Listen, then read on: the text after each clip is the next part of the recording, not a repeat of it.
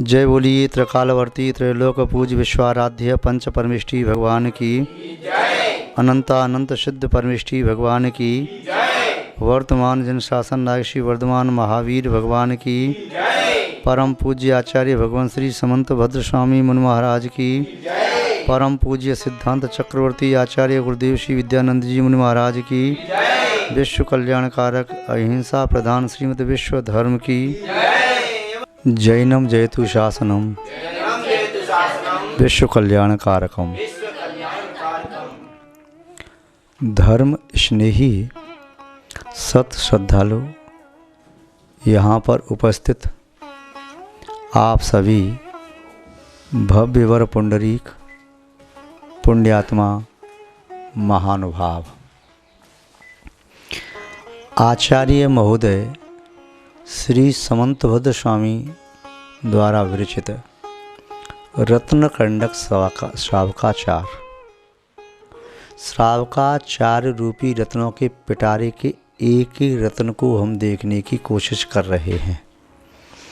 उस रत्न की कांति के माध्यम से अपने चित्त में विद्यमान विभ्रम, संशय एवं विमोह आदि तम को, अंधकार को दूर करने का भी पुरुषार्थ हमारा चल रहा है। यह रत्न मिथ्यात्व, अज्ञान और असंयम के अंधकार को त्रोहित करने में निमित्त बन सकता है। तो ये पिटारे में से एक रत्न निकालते हैं। प्रतिदिन एक एक रत्न को निकाल करके हम उसकी दिव्य कांति से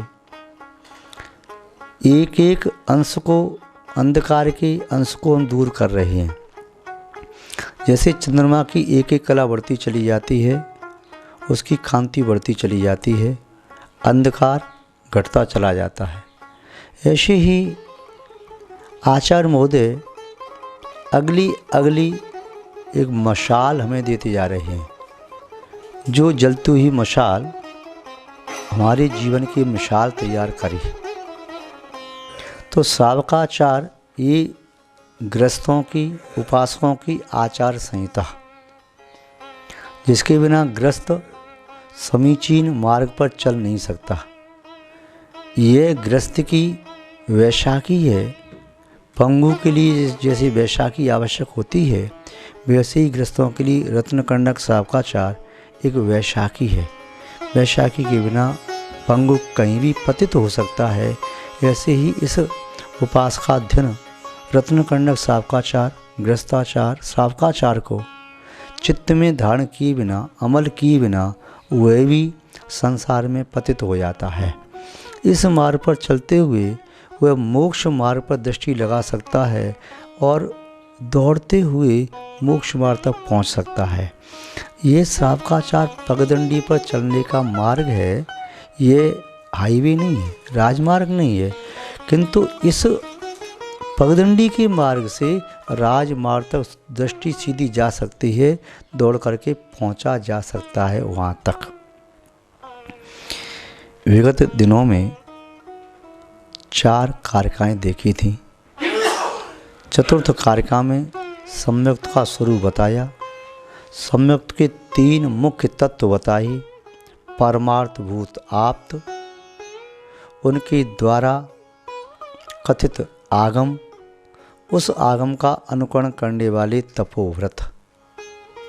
इन 3 पर श्रद्धान करना ही सम्यक्त के लिए मूलभूत तत्व के समान है, आधारभूत शिला है। जहाँ अन्य अन्य परिभाषाएँ दी हैं, वे सब परिभाषाएँ इसी में गर्भित हो जाती हैं। इस परिभाषा के बिना अन्य सभी परिभाषाएँ सार्थक नहीं हो पाती, अधूरी सी ही प्रतीत होती हैं। चाहे तत्व श्रद्धान का हो, चाहे पदार्थ श्रद्धान का हो, चाहे द्रव्य श्रद्धान का हो, यह संभव नहीं है आप्त, आगम, तपोव्रत के श्रद्धान के बिना। और इनके श्रद्धान के बिना कसाय मंद नहीं होती, मिथ्यात्व मंद नहीं होता। इसलिए दर्शन बोनी की 3 मिथ्यात्व, सम्यक प्रकृति, अनंतानुबंधी 4 कसाय, क्रोध, मान, माया, लोभ, इन 7 प्रकृतियों का उपशम भी नहीं होता, शिवशम भी नहीं होता, इनका क्षय भी नहीं होता। इन आप्त आगम तपोव्रत के निमित्त से ही इनका उपशम संभव है, क्षयोपशम संभव है और क्षय भी संभव है। इसलिए इन तीन को मूल तत्व कह सकते हैं। ये मोक्ष मार्ग रूपी वृक्ष की जड़ है, बीज है। तो आचार्य महोदय आगे बता रहे हैं कि जहाँ पर चतुर्थ कारिका में सम्यक्त को मोक्ष मार्ग का मूल कहा और आप्त आगम तपोव्रत को, परमार्थभूत आप्त आगम तपोव्रत को सम्यक्त का मूल कहा, मोक्ष मार्ग जैसे बनता है सम्यक दर्शन, सम्यक ज्ञान, सम्यक चार्थ से, ऐसी सम्यक्त बनता है परमार्थभूत आप्त आगम तपोव्रत की श्रद्धा से। किंतु यहाँ अब कह रहे हैं आचार्य महोदय स्वयं ही जिज्ञासा प्रकट करके समाधान दे रहे हैं कि आप्त आगम तपोव्रत तीन शब्द आपने कहे, उन आप्त का स्वरूप क्या है।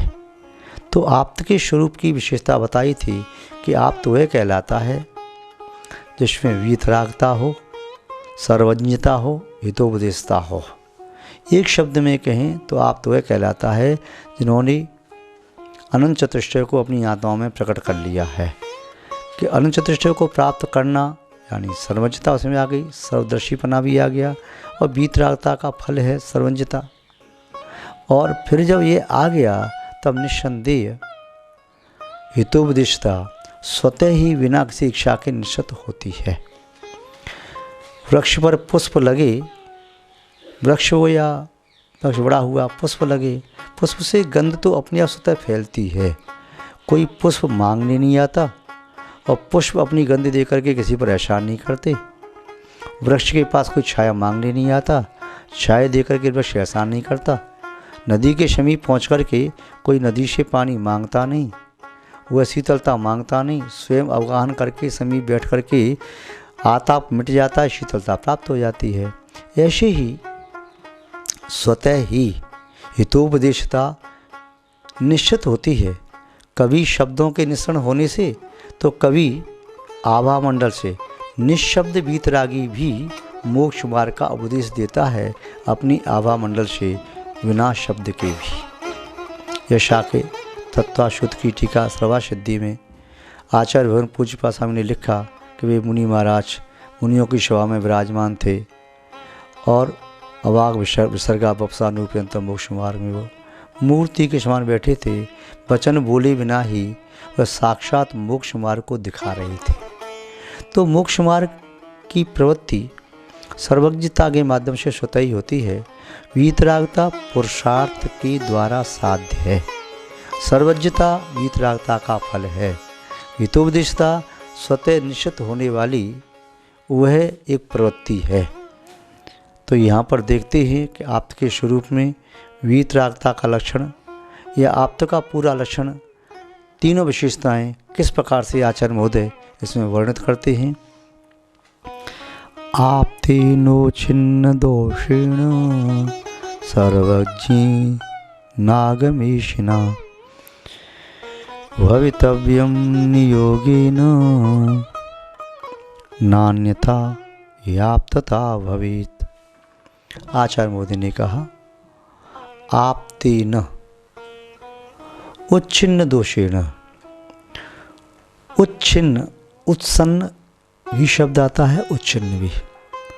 उच्छिन्न माने उच्छिष्ट छोड़ दिया है, त्यागना, छोड़ना, देना, रखना। ये शब्द ऐसा लगता है कि ये एक अर्थ वाले हैं, किंतु इनके थोड़ा अर्थ अलग अलग हैं। रखी हुई वस्तु को पुनः उठाने की आवश्यकता पड़ती है और दी हुई वस्तु पुनः प्राप्त करने की भावना पैदा हो सकती है। भूली हुई वस्तु को खोने की भावना होती है। त्याग की हुई वस्तु के प्रति अहम भाव आ जाता है, मैंने छोड़ दिया। दान करने के साथ साथ भावना जागती इसके प्रतिफल की प्राप्ति, पुण्य की प्राप्ति हो। किंतु उच्छिन्न जो छूट जाता है, जो निष्प्रयोजनीय होता है, उसके प्रति कोई भाव नहीं आता। जैसे किसी व्यक्ति के द्वारा अपान वायु का परित्याग किया जाता है, उस अपान वायु को ग्रहण करने का भाव नहीं आता, छूट गया तो छूट गया। या निश्वास किया, कार्बन डाइऑक्साइड को उसने छोड़ दिया, उसे ग्रहण करने का भाव नहीं आता। तो आपतेन उच्छिन्न दोषेण, उच्छिन्न दोषेण, दोषों के उच्छिष्ट, जैसे व्यक्ति वमन करता है, वमन करके उसे ग्रहण करने का भाव नहीं आता। उसे ऐसा लगता है जब तक वमन नहीं हो जाए तब तक व्याकुलता रहती है, और वमन हो गया तो उच्छिष्ट को देखने तक की इच्छा नहीं होती, वह मुख मोड़ करके आगे बढ़ जाता है, छोड़ करके उसकी स्मृति भी नहीं करता। ऐसी आप्त भगवान वे हैं जिन्होंने दोषेण उच्छिन्न, दोष इन्होंने छोड़ दिए, दोषों का परित्याग कर दिया। कौन से दोष आगे बताएंगे, राग द्वेष आदि दोषों को त्याग कर दिया। उनके त्याग करने से आप्त का एक लक्षण प्रकट हो जाता है, जैसे कहते हैं वीतरागता, वो वीतरागी बन गई। अब उनके अंदर राग की प्रवृत्ति रूप हास्य नहीं है, स्नेह नहीं है, मैत्री भाव नहीं है, किसी लगाव नहीं है, किसी को देख के हंसते नहीं हैं, मुस्कुराते नहीं हैं, आंखें खोल करके आंख भर के देखते नहीं हैं, राग नहीं है। इसलिए उनकी दृष्टि, आंख उन्होंने अपनी पलक झुका लिए, उनकी दृष्टि नासिका पर, किसी और पर नहीं, नासा पर, कोई आशा नहीं। और द्वेष भी नहीं है, द्वेष होता तो व्यक्ति कहता है चल भग यहाँ से, मैं तेरा मुंह देखना नहीं चाहता, और नहीं भगता हुआ तो आंख बंद कर लेता है, बात से सुनना नहीं चाहता, कान बंद करता है। तो पूरी आंख बंद करना द्वेष का प्रतीक हो सकता है, और पूरी आंख खोलना राग का प्रतीक हो सकता है। इसीलिए वीतरागी भगवान अपने संपूर्ण नेत्रों को खोल करके भी नहीं बैठते और संपूर्ण नेत्रों को बंद करके नहीं बैठते। फिर वे अपनी दृष्टि को नासा पर रोकते हैं, रोकते भी नहीं है, वह सहज ही दृष्टि वहाँ ठहर जाती है, बुद्धिपूर्वक नहीं, सहज ही नासा पर दृष्टि, नासिका के अग्रभाग पर दृष्टि, अथवा न आशा, उनकी दृष्टि में संसार की कोई भी आशा शेष अब नहीं रही। तो ऐसे वीतरागी। फिर कह रहे सर्वज्ञीन, जब वीतरागी हो गए तो राग द्वेष ही हमारे ज्ञानावर्णी दर्शनावर्णी कर्म को सबल करने वाला है। मोहनीय कर्म ही सभी कर्मों को पानी देता है, तभी सभी कर्म बलवान होते हैं। ये मोहनीय कर्म अपने सगे भाई ज्ञानावर्ण दर्शनावर्ण और अंतराय को, इनको तो खिलाता पिलाता है। वो कहेगा मैं भली भूखा रह जाऊं, तुम पुष्ट रहना, क्योंकि मेरे मरने पर तुम्हारी स्थिति फिर तो बिगड़ जाएगी, तुम जी ना पाओगे, और मुझे मारना संसारी प्राणी के लिए सहज नहीं है, इसलिए मेरे साथ तुम भी पुष्ट बन करके रहो, और बहुत पुष्ट हो जाते हैं। तो ये मोहनी कर्म ज्ञानावर्ण कर्म को पुष्ट करता है। व्यक्ति रागी द्वेषी होता है तो ज्ञान की प्रवृत्ति और ज्ञान की उपलब्धि नहीं होती, निर्मोहता बढ़ती जाती है तो ज्ञान की वृद्धि होती है, शोषण बढ़ता है, दर्शन का शोषण बढ़ता है। जितना रागी द्वेषी तीव्र मोही व्यक्ति होगा उसकी निगाह कमज़ोर हो जाएगी। जो तीव्र रागी द्वेषी, उसका शोषण नष्ट हो जाएगा। कहते हैं मेरी मेमोरी वीक हो गई, याद नहीं होता, भूल जाता हूँ। और जो निर्मोही है उसे तो कोई बात कभी सुनाई थी, कई साल हो गए, आज भी याद है, जो कि तो दृश्य भी याद है, प्रसंग भी याद है। तो जो साधु विरागी होते हैं, भौतिक ज्ञान शब्द ज्ञान को प्राप्त करने में भले ही वे अपना उपक्रम न करें, किंतु भावशुद्ध ज्ञान को भी सहजता प्राप्त कर लेते हैं। उनके पास भावशुद्ध ज्ञान ऐसा हो जाता है जिसे सीमा में नहीं बांधा जा सकता, इतना प्राप्त होता है वैरागी साधुओं के पास। तो सर्वज्ञता प्राप्त होती है। फिर सर्वज्ञता प्राप्त हो जाती है तो आगम ईशना, फिर भी आगम ईशना, आगम की देशना देने वाले होते हैं, उस ज्ञान को प्रकट करने वाले होते हैं। भवितव्यम होना चाहिए, नियोगेन नियम से, नियम से उसे ही आप्तता प्राप्त होना चाहिए। भवित आप्तता न अन्यथा, अन्य को आप्तता नहीं मिल सकती। आप्तता के लिए 3 नियामक लक्षण कह दिए। ये 3 अविनाभावी हैं, और 3 अविनाभावी हैं तीर्थंकर की अपेक्षा से, सामान्य केवली की अपेक्षा से। यदि आगम ईशना शब्द रूप दिव्यध्वनि नहीं भी खिल रही है, वीतरागता सर्वज्ञता है, तब भी वे आप्त हैं, किंतु फिर भी उनकी निःशब्द वर्गणाएं संसारी प्राणियों को हित का उपदेश देती हैं। तो आप्तता के मायने हुआ यहाँ सर्वज्ञता हो, वीतरागता हो, हितोपदेशता हो। तो नियोगी ने नियम से वही आप्तता आती है, न अन्यथा। अन्यथा माने इन तीन के अलावा फिर पूर्ण आप्तता नहीं आती। पूर्ण धर्म प्रवर्तक में समर्थन नहीं होते। धर्म प्रवर्तक आप्त वही होता है जो स्वयं वीतरागी हो, सर्वज्ञ हो और हितोपदेश गुण से युक्त हो, तब वह धर्म प्रवर्तक आप्त होता है। त्रिकोण, त्रिकोण तब कहलाएगा ट्रायंगल, इसमें तीन कोण हो। दो रेखा खींचने से त्रिकोण कभी नहीं बनता। तीन रेखा होंगी तभी त्रिकोण बनेंगे। दो रेखा से एक कोण बनेगा। एक रेखा आएगी मिल जाएगी तो दो कोण बढ़ा देगी। दो रेखाओं ने मिलकर एक कोण बनाया और एक रेखा ने दोनों को छू करके दो कोण और बना दिए, त्रिकोण। कभी दो रेखा से त्रिकोण नहीं बनता। ऐसे ही दो तत्वों से मोक्ष नहीं बनता। ज्ञान, ध्यान, तप, तपस्वी का लक्षण हो गया। आगम का लक्षण आपते द्वारा कथित, गर्दर द्वारा गुणित, मुनि द्वारा रचित, ये तीन हो गई। तो जो तीन से संबंधित है तो ये तीन बातें आप्त में होना जरूरी है। या तीन में से कोई कम है तो आप्त अपना नहीं। संगी किसे कहते? संगी वो है जिसके पास तीन योग हैं, मनोयोग, वचन योग, काय योग। एक योग भी कम है तो संगी नहीं बनेगा। तो महानुभाव आप देखो, नट कलाकार का खेल देखते हैं।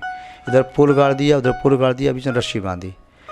तीन चीज़ें, रस्सी और दो पोल, तब वह नटपना खेल कर सकता है। ऐसे ही आप्तपना तभी आता है जब तीन एलिमेंट्स हों। जैसे परमाणु में होते हैं इलेक्ट्रॉन, प्रोटॉन, न्यूट्रॉन। तीन में से एक भी कम है तो नहीं हो सकते। इसी तरह से यहाँ पर आप्तपने का लक्षण दिया, वीतरागता, सर्वज्ञता, हितोपदेशता। इनके साथ ही आप्तपना ठहरता, इसके बिना न अन्यथा संसार के अन्य किसी प्राणी में आप्तपना नहीं होता। तो महानुभाव उस आप्त के स्वरूप को स्वीकार करके उन पर श्रद्धा करें, भक्ति करें और अपनी आत्मा के परिणामों को नवल बनाएं। यही इस कारका के माध्यम से हम जानें। शेष बातें आगे जानेंगे। आज बस इतना ही। जय बोलिए श्री शांतनाथ भगवान की, परम पूज्य आचार्य गुरुदेव श्री विद्यानंद जी महाराज की, अहिंसामय विश्व धर्म की। जैनम जयतु शासनम विश्व कल्याण कारकम।